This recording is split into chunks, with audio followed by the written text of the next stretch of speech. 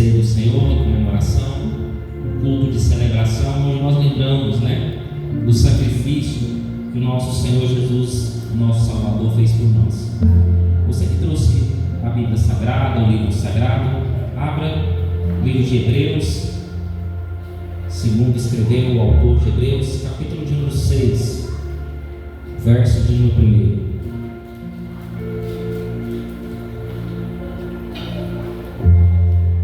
Você que não trouxe Bíblia, se aproxime de alguém que tenha um livro sagrado, para que você venha acompanhar o texto que nós iremos ler aqui nessa noite.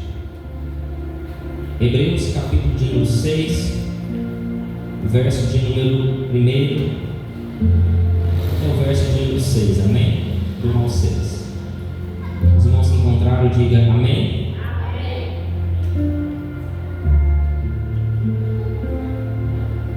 Preste muita atenção, que aqui é um texto que há muitas contradições, texto muito polêmico, é um texto onde vários pastores pulam. Imagina numa ceia do Senhor ministrar um texto tão difícil, um texto tão divisor de águas, mas um texto que é necessário para toda a igreja, amém? Não só no culto de ceia, mas para a reflexão de todos nós. Vamos ler a palavra do Senhor? Pelo que, deixando os rudimentos da doutrina de Cristo, prossigamos até a perfeição, não lançando de novo o fundamento do arrependimento de obras mortas e de fé em Deus, e da doutrina do batismo e da imposição das mãos, e da ressurreição dos mortos e do juízo eterno. E isso faremos se Deus o permitir, porque é impossível que os que já uma vez foram iluminados e provaram o dom celestial e se fizeram participantes do Espírito Santo e provaram a boa palavra de Deus e as virtudes do século futuro e recaíram, sejam outra vez renovados para arrependimento, pois assim quanto a eles de novo crucificaram o Filho de Deus e o expõem ao vitupério. Amém? Pode se sentar, glorificando aquele que é digno e exaltado, que é o nosso Senhor Jesus Cristo. Irmãos, quero que você preste muita atenção aqui nesse texto. Nós temos aqui o autor de Hebreus, um autor que ninguém sabe ao certo quem escreveu o livro de Hebreus, mas no final eu tenho um pensamento de quem escreveu esse livro, e eu tenho também uma pista que pode indicar quem provavelmente escreveu o livro de Hebreus. Mas enquanto isso, eu quero entrar aqui já diretamente no texto. Vai dizer assim que, deixando os rudimentos da doutrina de Cristo, aqui havia, eu quero que você redobre a sua atenção, que toda atenção, tudo que você perder, você não vai conseguir entender a mensagem dessa noite. Redobre a sua atenção, anote, se possível, o que você achar mais interessante, sempre traga um papel, uma caneta, para você anotar tudo que chamar a sua atenção. Amém? Aqui nós temos um texto que muitos judeus foram convertidos ao cristianismo. Muitos judeus, vindo da antiga lei, da antiga aliança, da antiga tradição, dos antigos ensinamentos que a lei de Moisés trazia. E aqui eles convertidos, eu acredito que em um período de tempo, porque o capítulo de número 5, do verso 11 ao verso 14, vai tratar de algumas particularidades que o povo estava passando. E o autor de Hebreus vai dizer assim: pelo tempo que você já tem de pessoas convertidas, era para vocês estarem melhores, era para vocês serem mestres e ensinar a palavra do Senhor, mas vocês não querem ouvir, vocês não querem aprender, vocês ainda são negligentes, vocês ainda não têm a persuasão de ouvir a palavra do Senhor, vocês ainda tomam leite, vocês deviam estar comendo comida sólida, comida abençoada do Senhor. Vocês são pessoas mimadas, vocês são crianças na presença do Senhor. Eu vejo o autor de Hebreus muito sério aqui ao tratar desse assunto. Era a mesma coisa que eu chegar na igreja, pegar alguns obreiros, separar eles e falar assim: vocês são meninos na fé, vocês são crianças, vocês são imaturos, vocês precisam aprender mais, vocês precisam ser mais mansos, vocês precisam precisam ser mais abençoados, vocês têm que ter um fruto do Espírito, vocês estão ensinando de qualquer jeito. Do tempo que vocês já são crentes, era para vocês serem doutores da lei. Tem muita gente que está aqui, mas era para estar aqui, porque são imaduros, não querem ouvir, não querem aprender, acham que tudo tem que ser do jeito dele. Amém? A Bíblia diz que existem os rudimentos da doutrina. Pastor, o que é os rudimentos da doutrina? Os rudimentos da doutrina são 6 pilares, quero falar sobre eles. Mas antes de entrar aqui, os rudimentos da doutrina de Cristo, rudimentos significa ensinamentos ou primeiras lições que os homens de Deus, os apóstolos ensinaram depois da morte e ressurreição de Cristo. Aqui a palavra do Senhor vai nos dar um entendimento interessante, que doutrina vem de ensinamento. E a palavra do Senhor vai também nos ensinar que os judeus, quando eles se convertem ao cristianismo, o que o cristianismo visa? A fé. O cristianismo visa que não precisa de água, não precisa de tenda, não precisa de um templo que é levado de um lado para o outro, não precisa de uma cortina, não precisa de um sumo sacerdote. Porque, veja bem, eu quero que você entre um pouquinho mais no passado. Veja bem, antigamente tinha o quê? Tinha um templo, não é isso? O templo era móvel. Aonde a nuvem parava, o povo deixava o templo ali, organizava o templo, organizava o tabernáculo. Quando a nuvem movia, o povo desmanchava o tabernáculo e depois reestruturava de novo. Se não era assim que funcionava no Antigo Testamento? A nuvem simbolizava quem? A presença de Deus. De quem guiava o povo? A presença de Deus através da nuvem. Então o tabernáculo era móvel. Dentro do tabernáculo tinha o quê? Tinha um véu. Tinha o quê? Quem mais? Os irmãos sabem que tinha lá? A Arca da Aliança. Quem mais que tinha lá? Os irmãos sabem? Os utensílios, os vasos batismais, o local de sacrifício. Não é isso que tinha? Tudo era visto. O povo via as coisas. O povo tocava nas coisas. O povo parece que tem uma fé que tem que tocar. O povo parece que tem uma fé que tem que ser igual ao Tomé. A gente aprendeu igual ao Tomé, tem que encostar, tem que pegar. Aí veio Moisés com o cajado.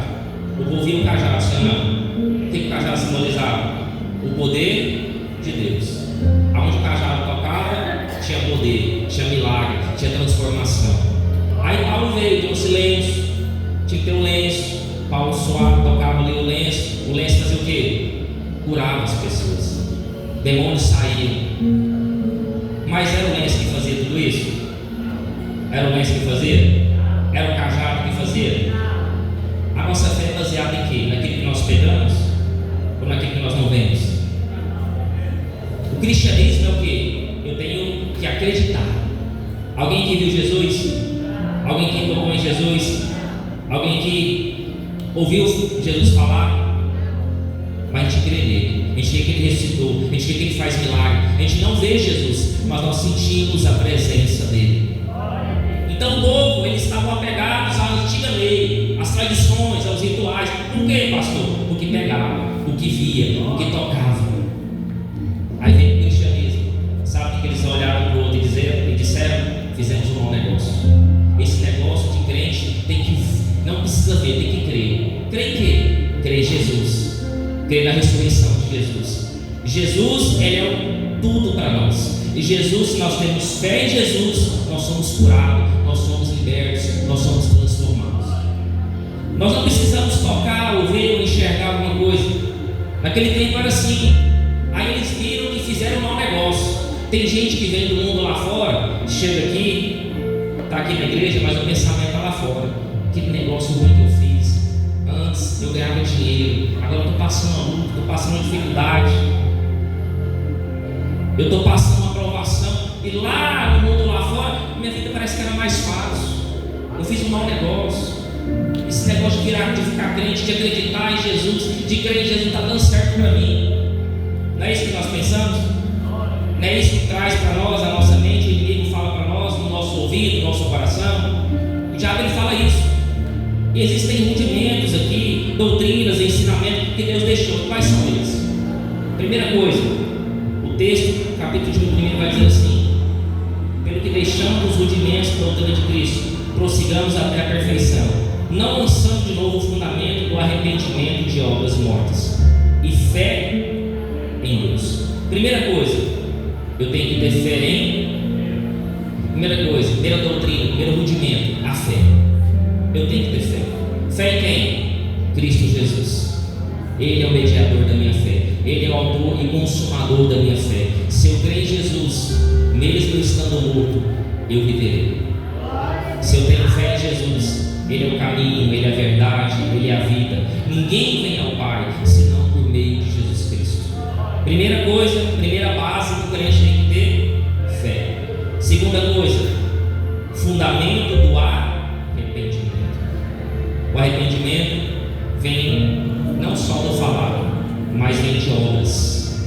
É muito fácil falar que eu vou mudar. É muito fácil falar que eu me arrependi. É mais fácil falar ou mais fácil fazer? Falar é fácil, mas fazer é difícil. O arrependimento não é só falar, não é só verbalizar. Os meus atos, as minhas obras demonstram quão arrependido eu estou. Quando Jesus pegou aquela mulher em adultério, que ele falou: vai e não peques mais, não volte a praticar os mesmos erros, não volte a fazer as mesmas coisas, mude de vida, seja transformado, seja liberto em nome do Senhor. Segunda coisa, arrependimento. Primeira, fé. Segunda, arrependimento. Terceiro item, aqui o texto vai dizer, versículo 2: e da doutrina dos batismos. Qual a terceira coisa? Batismo. Se eu, a Bíblia diz, aquele que crê e foi batizado, será? Primeira coisa, eu tenho que crer, eu tenho que me arrepender, e depois eu me batizo. Quando eu batizo, aquela velha criatura morreu, o meu eu morreu, o pecado, aquele homem pecador, aquele homem falho, aquele homem que pensava no mundo, nas coisas do mundo, morreu. Eu vivo uma nova vida em Cristo Jesus. Eu não vivo para mim, eu vivo para Cristo, eu vivo para Deus, eu vivo em prol do Evangelho, eu vivo por causa de Jesus. Eu nasci de novo, eu sou uma nova criatura em Cristo Jesus. Então é o batismo, o terceiro item. Quarto item, o texto vai dizer: a doutrina do batismo e da imposição das mãos. Lembra que os discípulos impunham as mãos para quê? O que serve a imposição das mãos? O que serve a imposição das mãos, igreja? Quando você vai orar por alguém, o que você faz? Impõe as mãos. O que tem nas suas mãos? Poder para curar. Em nome de quem? Em nome de Jesus. Imposição das mãos é o poder de Deus. Imposição da mão é para cura, para libertação. Quando um demônio ele vai embora, você tem que pôr a mão. Você tem que ter autoridade. Ali está falando óleo. Aí tem gente que, pastor, se eu não tiver um óleo, eu não oro. Aí vira o misticismo. O que é misticismo? Eu preciso daquilo. Tem irmão que se não tiver um óleo, eu não oro. Eu não abençoo. Se eu não tiver um óleo, eu não oro por ninguém. Se eu não tiver um óleo, eu não abençoo a casa de ninguém. Se eu não tiver um óleo, eu não abençoo o carro de ninguém. Eu não abençoo a vida de ninguém. Aí o poder dele está no óleo. A pessoa que ela não, isso aqui é só uma ferramenta. Isso aqui não cura, isso aqui não salva, isso aqui não liberta. Quem salva, quem cura, quem liberta? Jesus, através de você. Você não precisa disso. No Antigo Testamento, a arca simbolizava o quê? A arca simbolizava o quê? A presença de quem? De Deus. A presença de Deus simbolizava a arca. Hoje nós somos a própria presença de Deus. Isso aqui é uma ferramenta. Isso aqui é algo para você utilizar, mas a sua fé não se baseia nisso aqui. A sua fé se baseia em Cristo Jesus. Entendeu? Imposição das mãos. Outro item, aqui o texto vai dizer: ressurreição dos mortos. Temos que acreditar na ressurreição dos mortos. Temos que acreditar que Jesus morreu e ressuscitou. E eu vou depois dele. Jesus falou assim: eu vou na frente, eu vou preparar a morada, eu vou preparar um lugar para aqueles que vierem depois de mim. Eu tenho que acreditar na ressurreição de Jesus. é o quinto rudimento da doutrina de Cristo. E o sexto, o último, o próprio texto vai dizer: e do juízo eterno.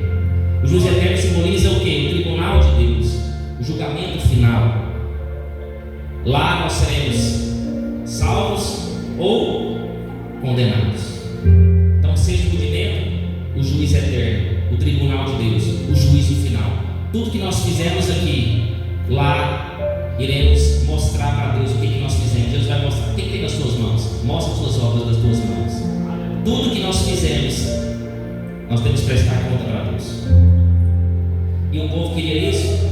Aquele povo queria isso? Não. Esse negócio de rudimento, esse negócio de doutrina, esse negócio de ter fé, esse negócio de colocar a mão, esse negócio aí de ressurreição. Jesus morreu, ressuscitou. Como é que é esse negócio aí? Não. Quero voltar para trás. Tem pessoas andando para trás, voltando para trás, voltando às antigas práticas que faziam. E olha que interessante o texto. A religião judaica, tinha que ter tudo isso que eu falei para vocês. E outro texto que eu quero falar para vocês aqui, olha o versículo 4. Toda a igreja ali comigo. Porque o que é impossível? Preste atenção aqui. O embate que esse texto dá é que as pessoas falam que esse texto é para os que praticou o pecado, aqueles que caíram nunca mais voltam. Aqueles que caíram nunca mais vai voltar. Isso está certo ou errado? Na sua concepção? Se eu cair, eu tenho chance de voltar e ser salvo? Ou se eu cair, eu não tenho salvação mais? Qual é o seu pensamento sobre isso? Aqui há um embate sobre isso. Posso falar o que verdadeiramente o autor de Hebreus, na minha concepção, ele fala: aquele que caiu tem chance de voltar. Aquele que caiu tem chance de ser salvo. Sabe por quê? Porque todos nós que fomos batizados, uma vez que caiu, nunca mais teremos salvação, perderemos a salvação. Porque o texto vai dizer: é impossível os que já uma vez foram iluminados. Sabe o que esse texto me chama a atenção? Esse texto me chama a atenção não para aquelas pessoas que são do mundo lá fora.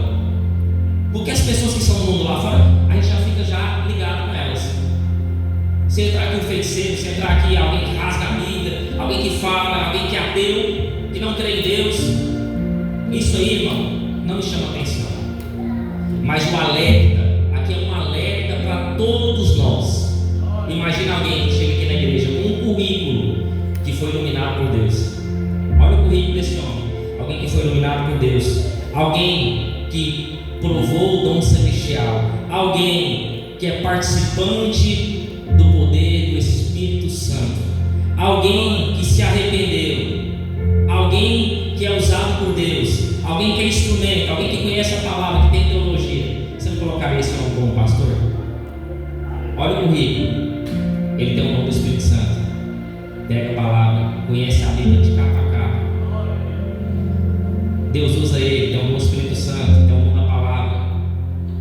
Foi iluminado por Deus. Esse homem era pastor. Rapaz, esse homem tem potencial. Mas tudo isso que eu falei, a pessoa pode ter um currículo assim, a pessoa pode ter uma vida assim, e mesmo assim não ser salvo. E mesmo assim cai em tentação. E cai de uma forma tão grande que não consegue levantar mais. Vamos lá? Eu sei que isso causa um espanto em você, mas é isso que eu quero falar para você nessa noite. Olha o 4. Porque é impossível os que já uma vez foram iluminados. O que é iluminados? Aquele que foi exposto ao Evangelho. Lembra quando Paulo estava indo pegar a carta? Saulo ainda, a luz de Deus, a luz de Jesus veio sobre ele. Ele cai. Só que ele caiu e se arrependeu. E pessoas que caíram e não se arrependeram. Pessoas que experimentaram a luz. Experimentar a luz é uma coisa, ser luz é outra coisa. Olha para cima. Não tem uma luminária em cima de você? Você está exposto à luz. Está vendo? Tem uma luz em cima de você? Você está exposto à luz. Mas será que lá fora você é luz? Será que lá fora você está pregando o Evangelho? Será que lá fora o que você é aqui, você é lá? Pessoas que experimentaram a luz, está escrito aí, não é? Foram iluminados. O que é iluminado? Recebeu a luz, teve contato com a luz. Pessoas que teve contato com o Senhor, pessoas que já profetizou. Alguém que já leu sobre Balaão? Balaão foi iluminado por Deus. Balaão profetizou bênção sobre Israel. Balaão é profeta do Senhor. Mas o mundo lá fora chamou a atenção de Balaão. A ganância da riqueza tirou a bênção de Balaão. E Balaão foi para amaldiçoar Israel. Só que quando ele chegou lá, ele não conseguiu amaldiçoar. Quando ele falava maldição, saía bênção. Mas Balaão, pela ganância, pelo dinheiro, pela fama, pelos prazeres do mundo lá fora, foi morto a fio da espada pelo exército de Midian do Senhor. A ganância tira de nós a bênção e a salvação que Jesus tem para nós. Foi iluminado por Deus, mas perdeu a sua salvação. Outra coisa, qual o maior teólogo do mundo? Existe um homem, existe um ser, não é um homem, um ser. Falando em parábolas para você, para ver se você pega. Ele conhece a Bíblia cabo a cabo, conhece a Bíblia melhor do que nós, mas caiu e não levantou mais. Creio que estremece, domina a Bíblia mais do que eu e você, conhece as revelações da Bíblia, conhece de Gênesis e Apocalipse, mas rebeliou, caiu e não levantou mais. Sabe quem é? É um querubim, o maior teólogo. Você não consegue bater de frente com a Bíblia com ele, não. Conhece a Bíblia mais do que nós, mas caiu e não levantou mais. Perdeu a salvação, perdeu a graça, perdeu a presença de Deus. Ó, o segundo item, 5 itens. O segundo item, provaram um dom celestial. O que é provar o dom celestial? Olha aqui comigo, olha essa analogia. Você vai no supermercado, alguém falou assim: ó, tem um doce aqui que é gostoso, quer provar esse doce? Você vai lá e prova, é grátis. Você vai provar o doce, qual que é o preço? O preço é muito caro, você não tem o dinheiro. Você pode provar uma coisa, mas não tem dinheiro para comprar. É verdade ou não é? Tem pessoas que provam a bênção de Deus. Tem pessoas que chegam ao mundo e provam a palavra do Senhor. Prova, mas não come. Aqui diz comeu, aqui diz comeu.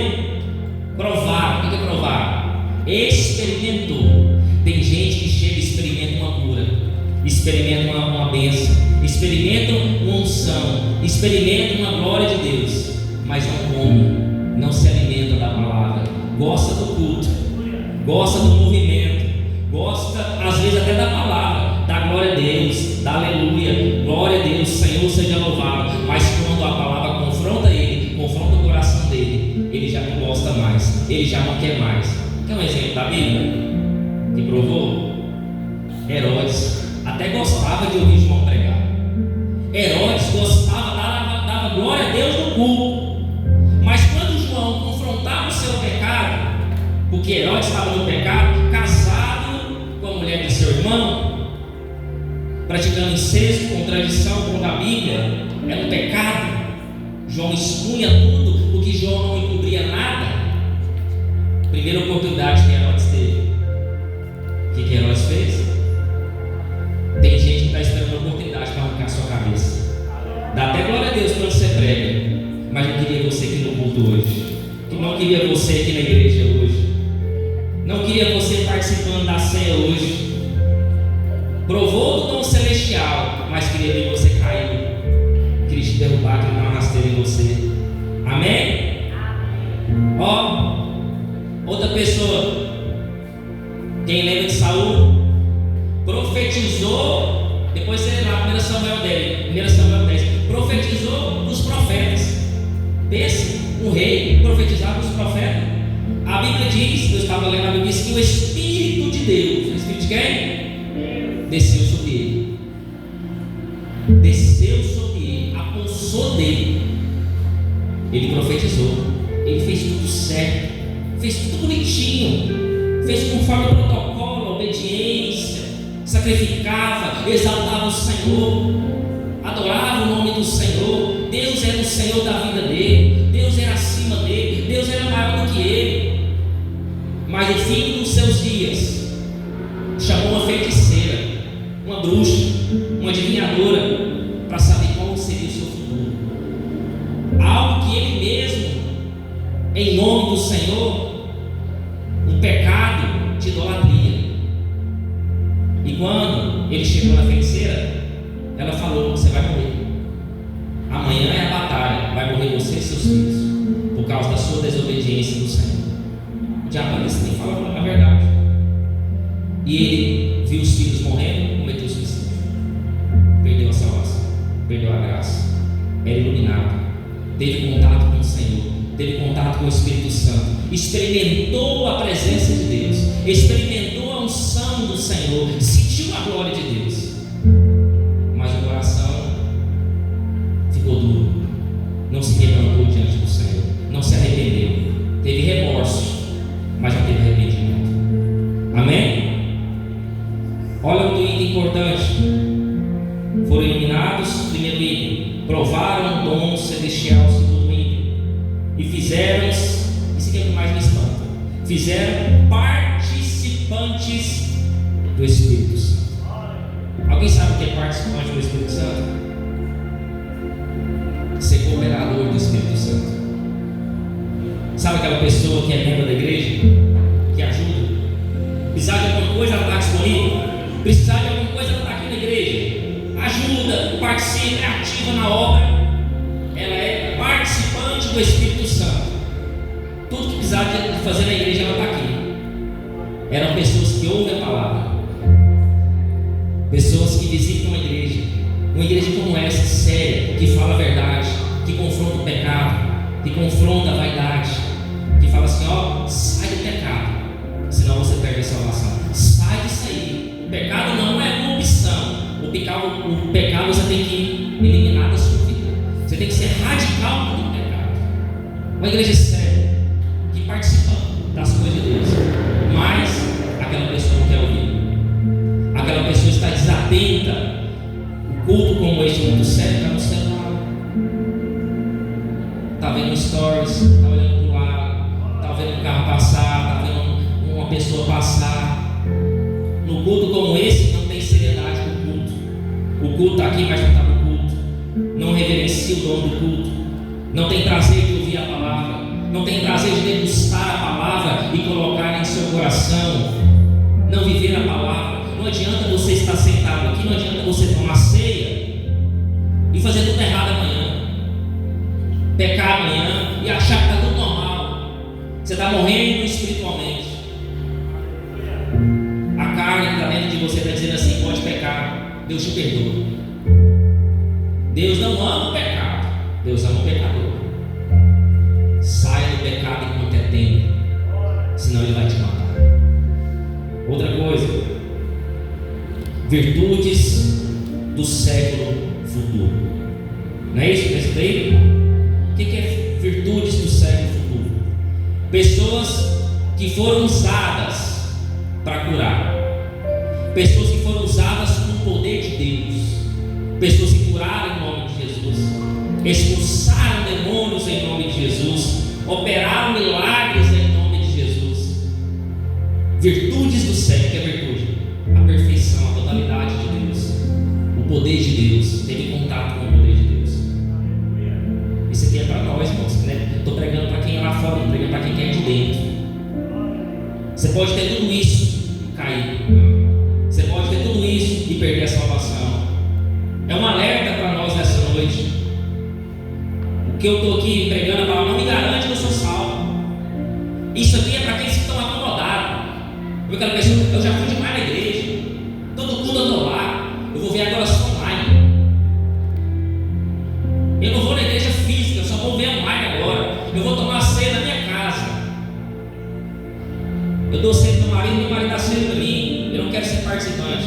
Isso aqui é para você que está acomodado espiritualmente, não sente a presença de Deus no culto. Por quê? Porque está pecando e está achando que está normal. Às vezes não é o diabo, não, às vezes é você mesmo. O confronto encontro com você mesmo é você. Liberta-me de mim. Já viu que é lindo? Liberta-me de mim? Nós mesmos atrapalhamos a gente mesmo. O ser humano é tão inteligente que ele mesmo burla ele mesmo. Mas você pode pecar. Já viu aquele pecado assim que já fala assim, não pode pecar, você consegue parar? Já viu aquele irmão que apresentar uma droguinha para você e fala assim, ó, qualquer momento você pode parar.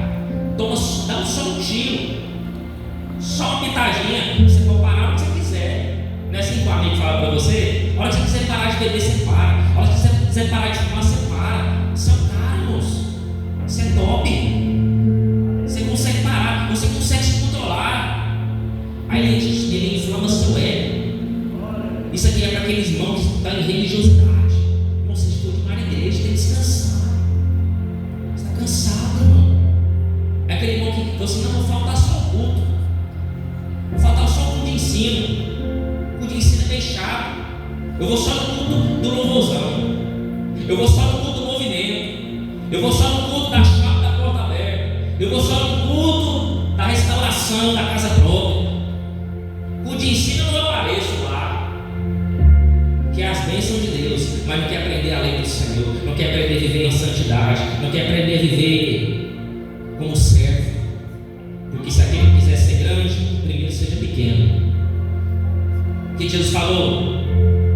É melhor servir do que ser servido. Quer ser grande? Primeiro seja pequeno. Seja servo. Prioridade, servo. Depois será grande no reino dos céus. É isso que Jesus ensina para nós. A gente está falando, o fariseu. Mas está sendo fariseu. A gente está querendo voltar. A gente está querendo faltar culto, qualquer coisa. Pastor, só um negocinho só. No outro culto eu estou indo. Lembra dos 10 leprosos? Jesus curou 10. Quantos que voltou?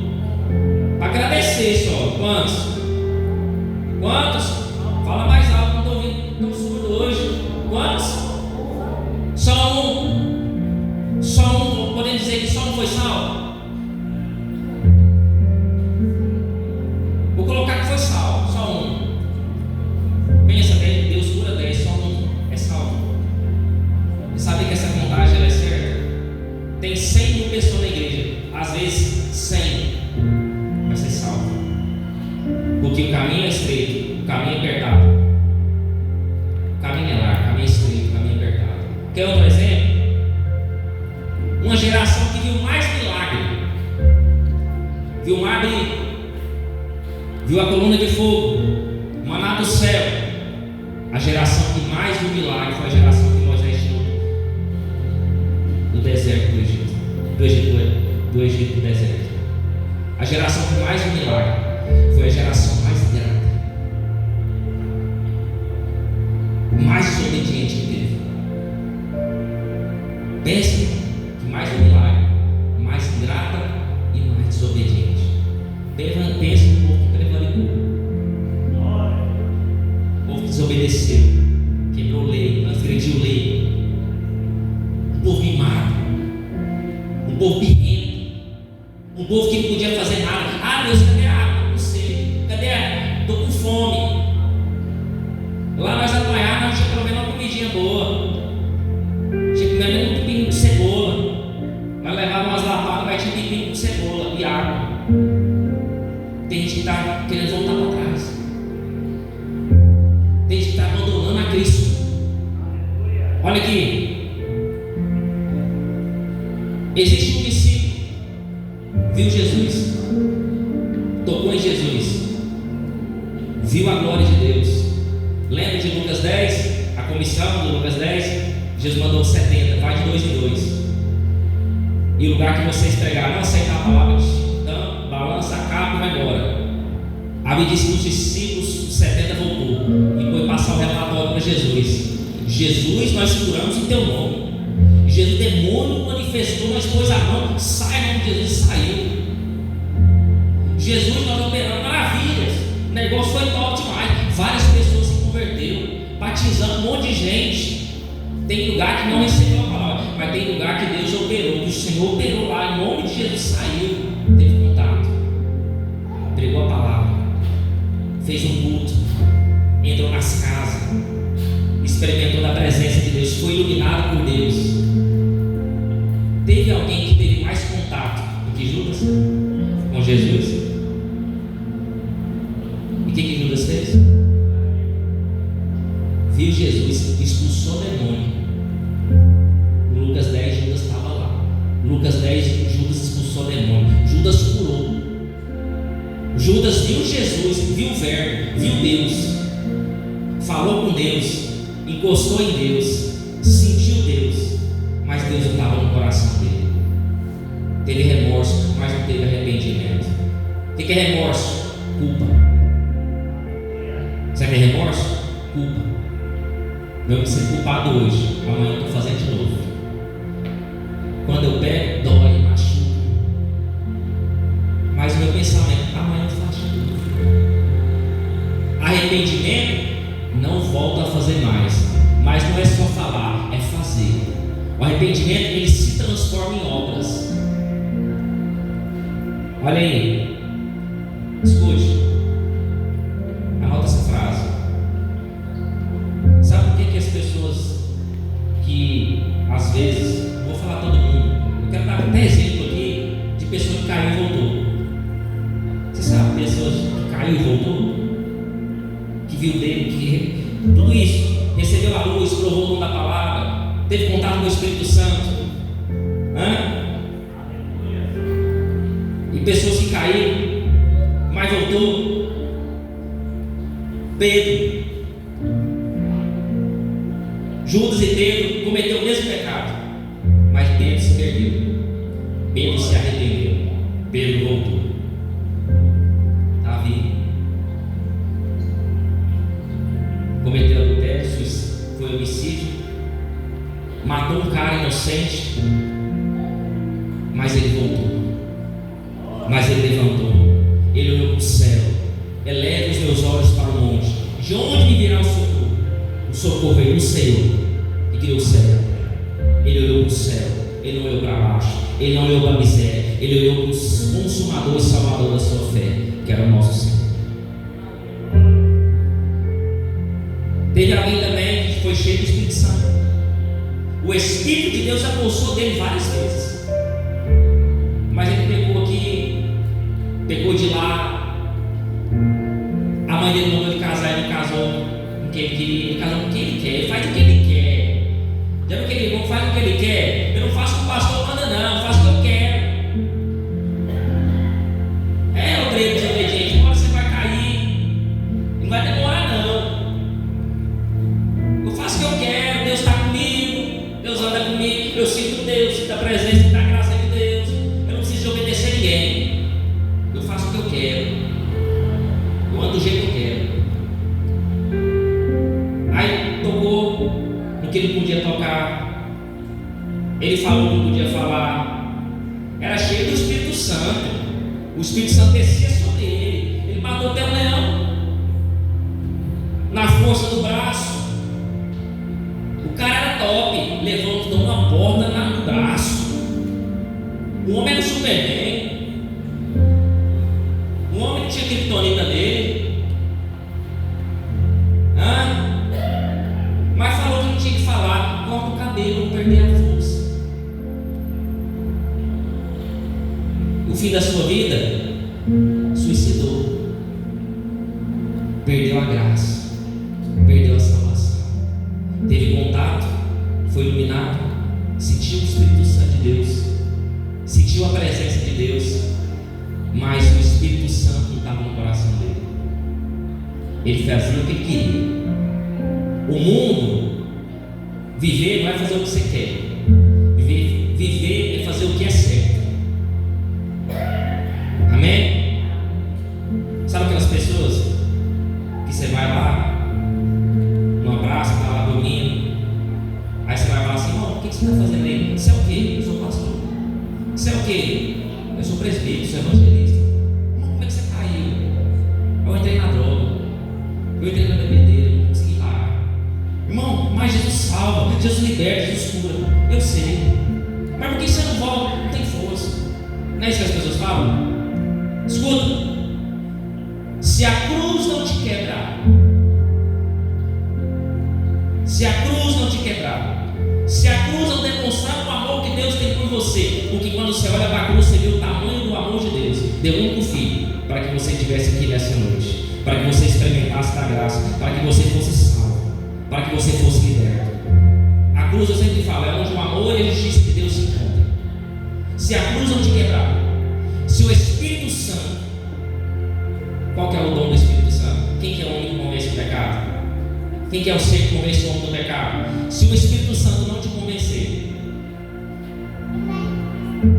se a Bíblia não te libertar, porque a Bíblia fala, conhecereis a verdade, e a verdade os libertará. João vai dizer, santifica na verdade, a tua palavra é a verdade. Se a palavra não te libertar, se o Espírito Santo não te convencer, se a cruz não te quebrar, todos os recursos do céu acabam. Nada mais salva, nada mais liberta. Pastor, o céu é ilimitado, mas os recursos que o céu traz para a terra é limitado.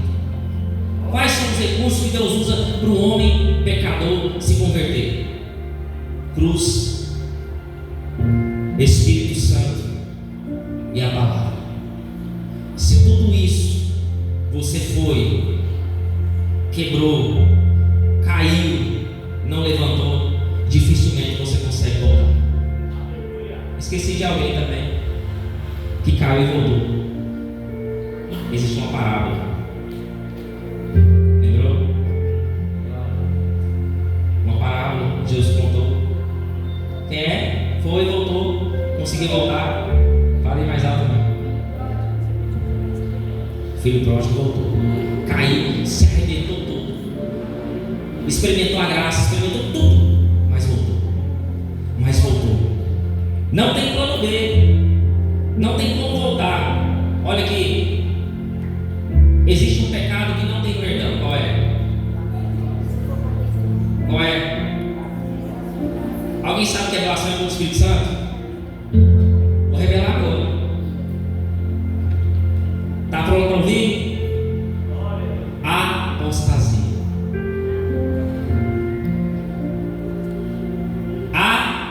Apostasia. O que é apostasia?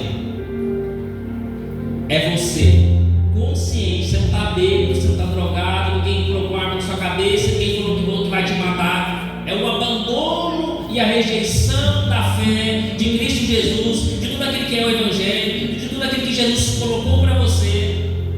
Você abandonar consciente e de uma forma irreversível. Você não conseguir voltar mais. De um ponto que a cruz, o Evangelho, que a palavra, que o Espírito Santo não consegue te convencer de nada. O seu coração está tão duro, está tão endurecido, eu já conheço. Eu já sei que Jesus salva. Não, mas tem um versículo, não, já sei. Não, vai ter um versículo que o homem caiu, não, já sei. Não volta mais. Deus está bradando nessa noite. Você não é unicamente suficiente. Você não é autossuficiente. Aquilo que falaram para você, salvo uma vez, salvo para sempre. Esquece isso. Você pode perder a salvação. Você não é top. Você não é o cara. Você não é a estrela de Davi. Você não é a mulher diferenciada, alta, top. Não. Você depende da graça. Você depende da presença. Você depende de Jesus. Se Jesus não estiver na sua vida, você não é nada sem Ele. O próprio Deus vai dizer: sem mim. O próprio Deus vai dizer: sem mim, nada. Sem mim, você não alcança a salvação. Apostasia, abandono da fé. Escute. O abandono da fé é uma blasfêmia contra o Espírito Santo de Deus. E contra isso não há perdão. Nem nesse século, nem no próximo século. Mesmo com todas essas experiências, pessoas rejeitaram a fé. Olha aqui não se trata de salvação.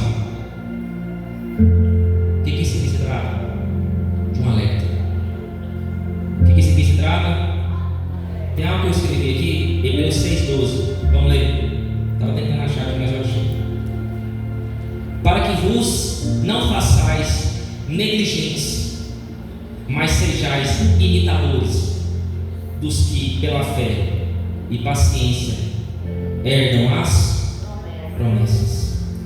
Algumas traduções falam sobre não façais negligentes ou não façais indolentes.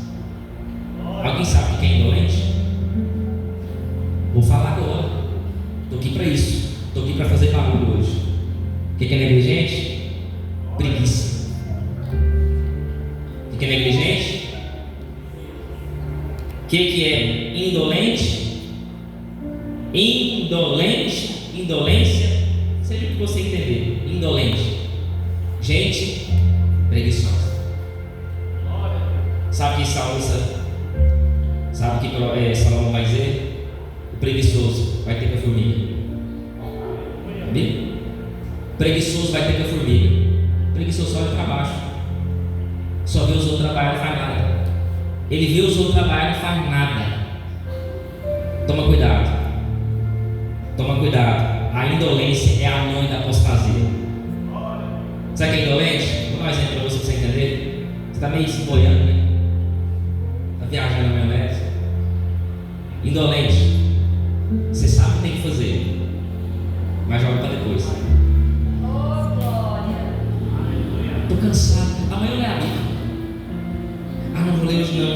Deus sabe como eu estou cansado. Aí sabe que tem que orar, né? Crente tem que orar, igreja? Tem que orar? Não, amanhã eu oro, estou tão cansado. Amanhã eu oro. Só que o indolente, ele vai jogando.